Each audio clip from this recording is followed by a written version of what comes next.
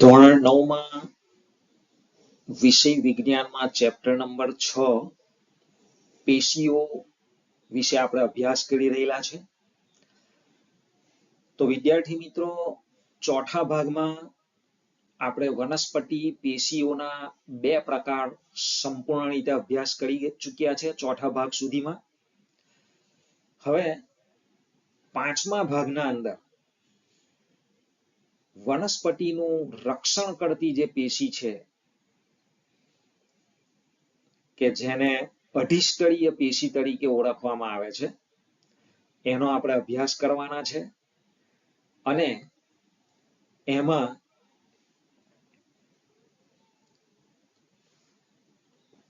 વાયુરંધ્રો વિશે આપણે અભ્યાસ કરીશું.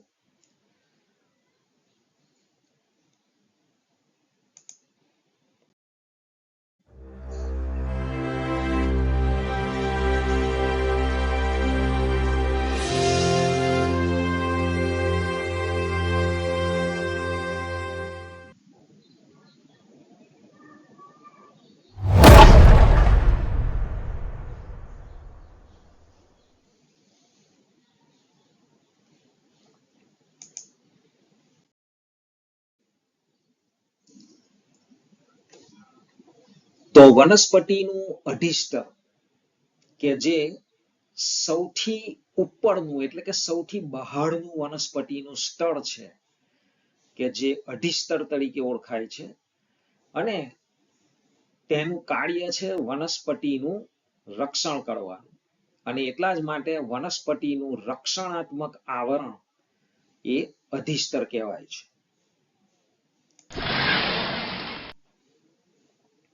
તો વિદ્યાર્થી મિત્રો, તમારી સ્ક્રીન પર તમે અધિસ્તરની આંતરિક રચના જોઈ શકો છો.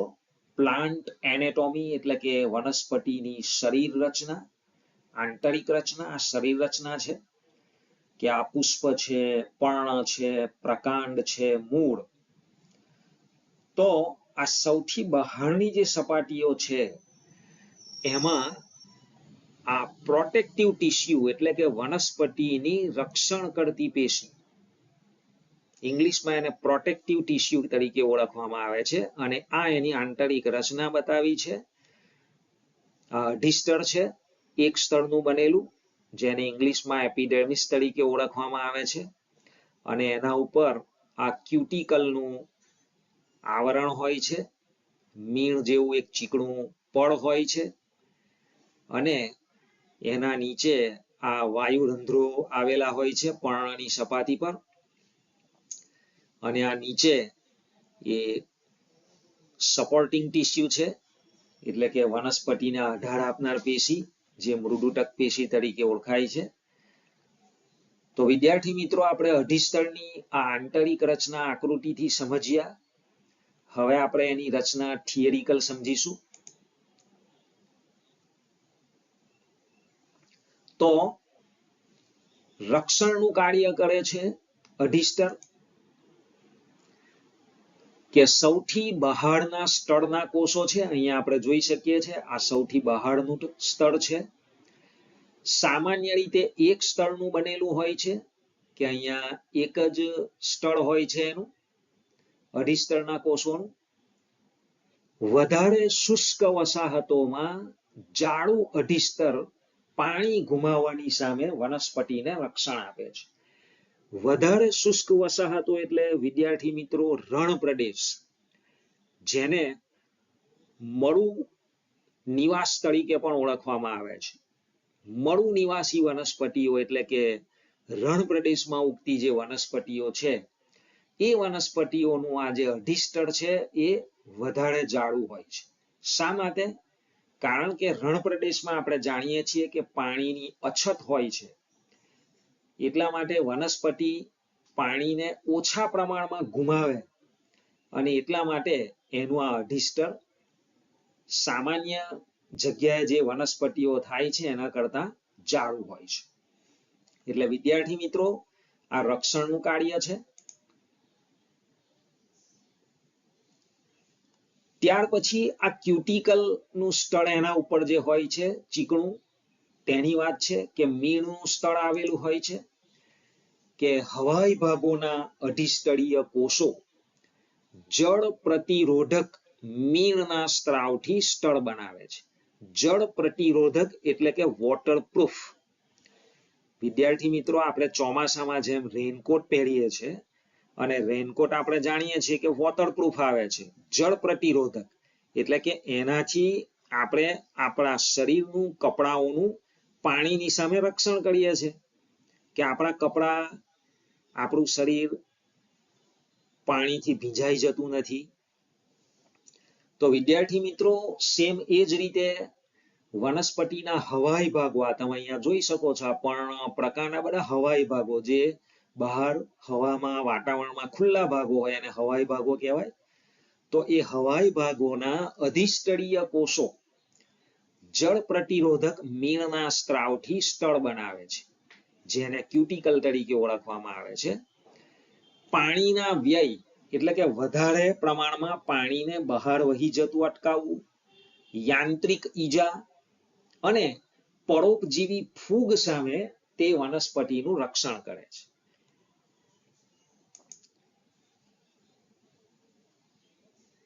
હવે કોષીય રચના આપણે જોવાની છે અધિસ્તરના કોષોની. તો અધિસ્તરીય કોષો આંતરકોષીય અવકાશ વગર, અહીંયા આપણે જોઈ શકીએ છીએ કે કોષો વચ્ચે બિલકુલ આંતરકોષીય અવકાશ નથી. બે કોષોના વચ્ચે આપણને ગેપ દેખાતી નથી. તો આંતરકોષીય અવકાશ વગર એક સરંગ સ્થળ બનાવે છે. મોટા ભાગના કોષો ચપટા હોય છે, જે આપણે અહીંયા આકૃતિમાં જોઈ શકીએ છીએ. બાહ્ય અને પાર્શ્વ કોષ દિવાલ આંતરિક કરતા જાડી હોય છે. અંદરની દિવાલ કરતા બહારની દિવાલ પ્રમાણમાં જાડી હોય છે. તો વિદ્યાર્થી મિત્રો, આ થઈ અધિસ્તરના કોષોની રચના.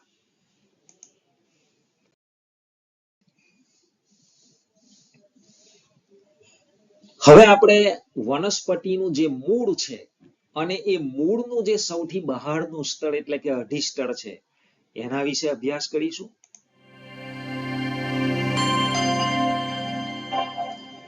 તો વિદ્યાર્થી મિત્રો, તમારી સ્ક્રીન પર ડાયાગ્રામ રજૂ છે, આકૃતિ છે. પ્રોટેક્ટિવ ટિશ્યુ, તો આ શૂટ એટલે કે કુમળા પ્રકાંડની વાત કરી છે વનસ્પતિના, કે એમાં અધિસ્તરી કે પ્રકારનું હોય છે, એના કોષો કેવા હોય છે, એપિડર્મિસ એટલે કે અધિસ્તર. અને આ રૂટ એટલે કે વનસ્પતિનું જે મૂળ હોય છે, તો એ મૂળના અધિસ્તરના કોષોની રચના કેવી હોય છે, કઈ રીતે ગોઠવાયેલા હોય છે, તો એ આ આકૃતિમાં બતાવવામાં આવેલું છે.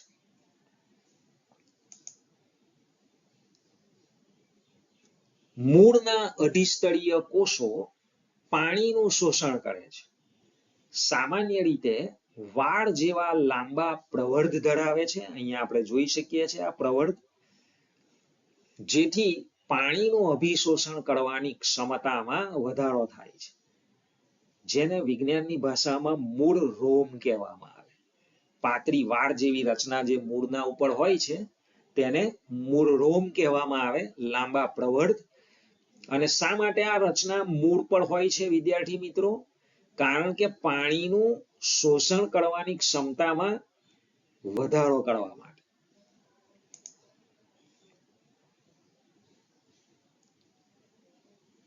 મરુનિવાસી વનસ્પતિઓ.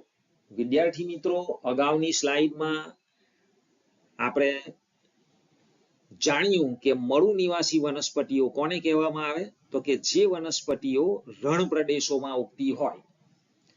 તો રણ પ્રદેશમાં ઉગતી કેટલીક વનસ્પતિઓમાં અધિસ્તર જાડું મીણ જેવું અસ્તર, જેને ક્યુટીન કહે છે, અને તે જલ અવરોધક રાસાયણિક પદાર્થનું બનેલું હોય છે, એટલે કે વોટરપ્રૂફ. અને એનું સ્થૂલન એ બાહ્ય સપાટી પર ધરાવે છે અહીંયા. તો વિદ્યાર્થી મિત્રો, આ રેડ લાઈનમાં જે લખ્યું છે એ ઓબ્જેક્ટિવ માટે અગત્યનું વિધાન છે કે રણ પ્રદેશમાં ઉગતી વનસ્પતિઓનું અધિસ્તર પર કયા રસાયણ રહેલું હોય છે, અથવા શેનું સ્તર બનેલું હોય છે. તો ક્યુટીન નામનું મીણ જેવું ચીકણો પદાર્થ હોય છે.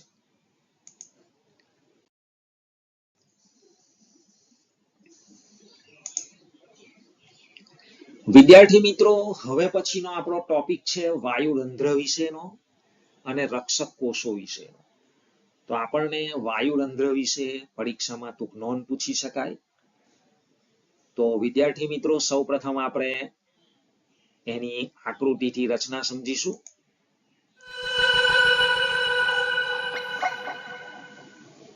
તો વાયુરંધ્રની રચના કઈ રીતે હોય છે? વિદ્યાર્થી મિત્રો, વાયુરંધ્રને ઇંગ્લિશમાં સ્ટોમાટા કહેવામાં આવે છે અને એ સામાન્ય રીતે પર્ણમાં હોય છે. તો સ્ટોમાટા ઇન લીફ. તો એની આંતરિક રચના વિદ્યાર્થી મિત્રો આ ડાયાગ્રામમાં બતાવવામાં આવી છે. તો આ પ્રમાણે આ બે જે છે વાલના બીજના આકારના એ રક્ષક કોષો છે, જેને ઇંગ્લિશમાં ગાર્ડ સેલ કહેવામાં આવે છે. અને એ બે રક્ષક કોષોથી વચ્ચે જે હોલની રચના થાય છે એને સ્ટોમા અથવા સ્ટોમાટા એટલે કે વાયુરંધ્ર તરીકે ઓળખવામાં આવે છે, જેને પર્ણરંધ્ર પણ કહેવાય છે, કારણ કે આ રચનાઓ પર્ણની સપાટી પર જોવા મળે છે અને જે અત્યંત સૂક્ષ્મ હોય છે.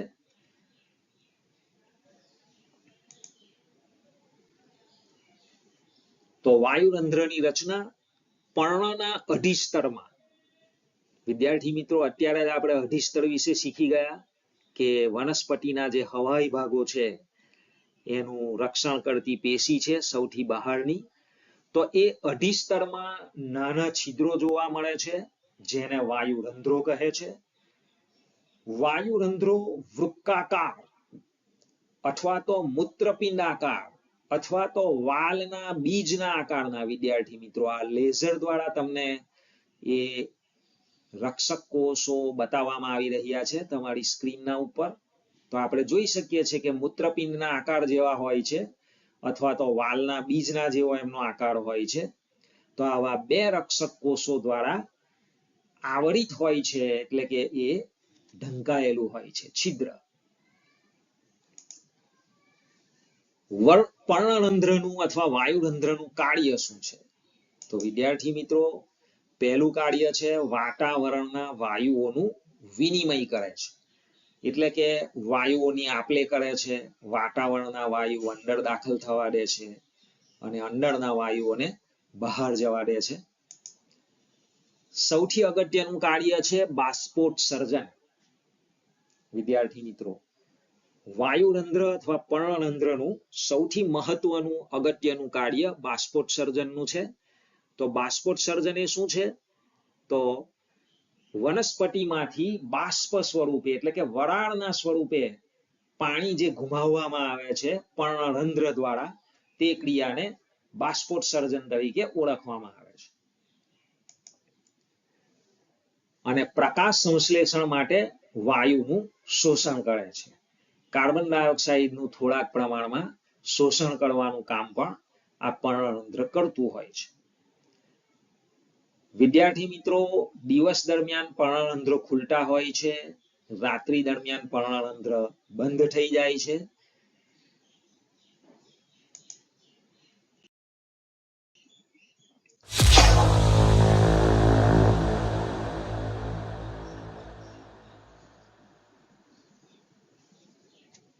હવે વિદ્યાર્થી મિત્રો, વનસ્પતિ અથવા તો વૃક્ષની છાલ વિશે આપણે શીખવા જઈ રહેલા છે કે વનસ્પતિ અમુક ઉંમરે જ્યારે પહોંચે છે, મોટી થઈ જાય છે, પુખ્ત થઈ જાય છે, ત્યારે એનું પ્રકાંડ થડના અંદર રૂપાંતરિત થઈ જાય છે. તમે આ બેકગ્રાઉન્ડમાં ઇમેજને જોઈ શકો છો. આ વનસ્પતિનું થડ છે અને આ એની આંતરિક રચના, બધા લેયર્સ આપણે જોઈ શકીએ છીએ. આ સૌથી બહારનું સખત પડ છે, જેને આપણે છાલ તરીકે ઓળખીએ છીએ. તો વૃક્ષનું રક્ષણાત્મક કવચ એ કોણ છે? તો વૃક્ષનું રક્ષણાત્મક કવચ એ વૃક્ષની થડની છાલ છે. તો એની રચના કઈ રીતે થાય છે એના વિશે આપણે હવે શીખવાના છે. તો છાલ કેવી રીતે બને છે? વિદ્યાર્થી મિત્રો, છાલને ઇંગ્લિશમાં બાર્ક તરીકે ઓળખવામાં આવે છે, તો ટ્રી બાર્ક શેલ. તો આ પ્રમાણે મૃત કોષો હોય છે છાલમાં, જેને કોર્ક તરીકે ઓળખવામાં આવે છે. આ પ્રમાણેના સ્તર હોય છે.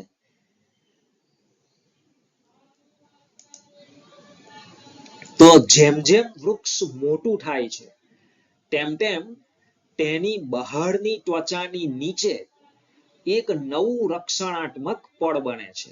સૌથી બહારની જે એની ત્વચા છે એના નીચે આ પ્રમાણેનું રક્ષણાત્મક પડ બને છે.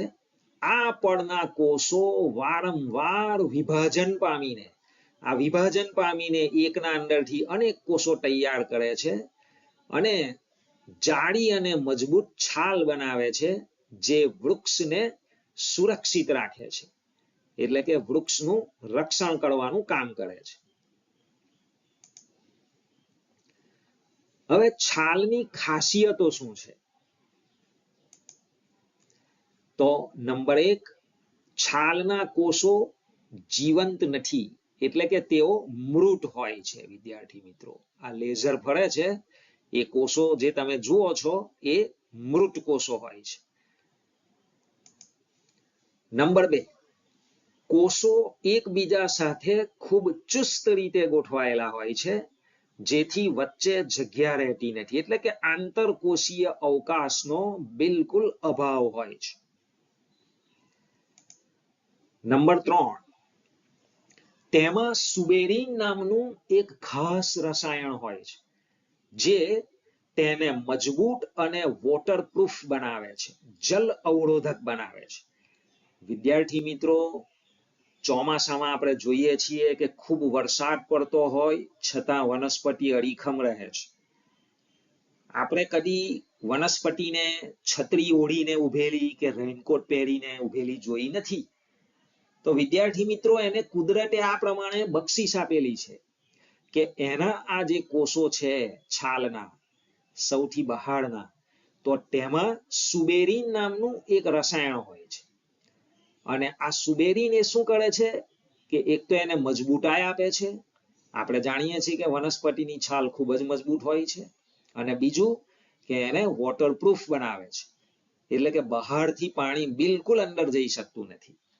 તો વિદ્યાર્થી મિત્રો, આ અગત્યનો ઓબ્જેક્ટિવ પ્રશ્ન છે કે વનસ્પતિની છાલમાં ખાલી જગ્યાનું સ્થૂલન થયેલું હોય છે, અથવા ખાલી જગ્યા નામનું એક ખાસ રસાયણ હોય છે, જે વનસ્પતિને વોટરપ્રૂફ બનાવે છે. તો એ રસાયણ છે સુબેરીન. અને ચોથી ખાસિયત કે આ છાલ હવા અને પાણીને અંદર અથવા તો બહાર જવા દેતી નથી, એટલે કે અંદરની વસ્તુ જે છે થડની એ બહાર આવી શકતી નથી અને બહારની વસ્તુ અંદર પ્રવેશી શકતી નથી.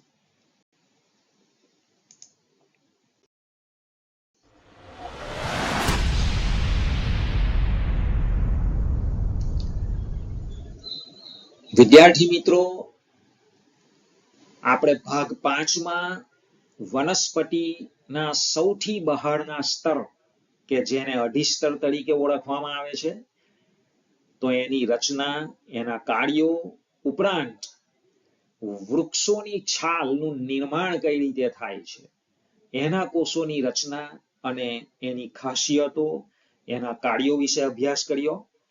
તો આ સાથે જ ભાગ 5 અહીં સમાપ્ત થાય છે.